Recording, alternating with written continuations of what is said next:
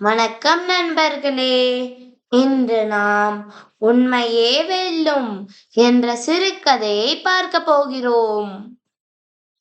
ஒரு நாள் இரவு 4 கல்லூரி மாணவர்கள் பார்ட்டிக்கு வெளியே சென்றனர். மறுநாள் நடந்த தேர்வுக்கு படிக்கவில்லை. காலையில் அவர்கள் ஒரு திட்டத்தை யோசித்தார்கள். கிரீஸ் மற்றும் அழுக்கால் தங்களை அழுக்காக்கிக் கொண்டனர்.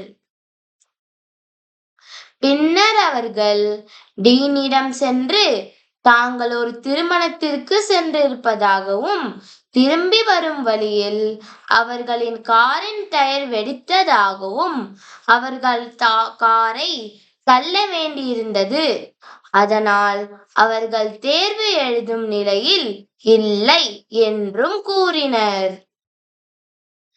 டீன் ஒரு நிமிடம் யோசித்துவிட்டு 3 நாட்கள் கழித்து மறுபரிசோதனை செய்யலாம் என்றார்.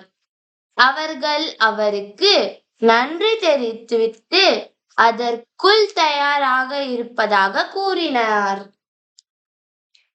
3வது நாள் அவர்கள் டீன் முன் ஆஜரானார்கள். இது ஸ்பெஷல் கண்டிஷன் டெஸ்ட் என்பதால் 4 பேரும் தனித்தனி வகுப்பறையில் அமர்ந்து தேர்வு எழுத வேண்டும் என்று டீன் கூறினார்.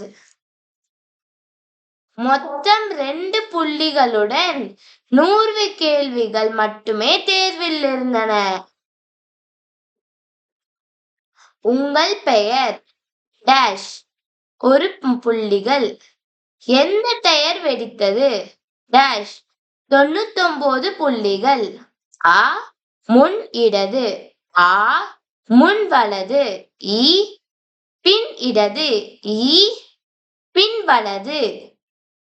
கதையின் கருத்து: பொறுப்பை எடுத்துக் கொள்ளுங்கள். உங்கள் பொய்களுக்கு நீங்கள் பாடம் கற்றுக்கொள்வீர்கள்.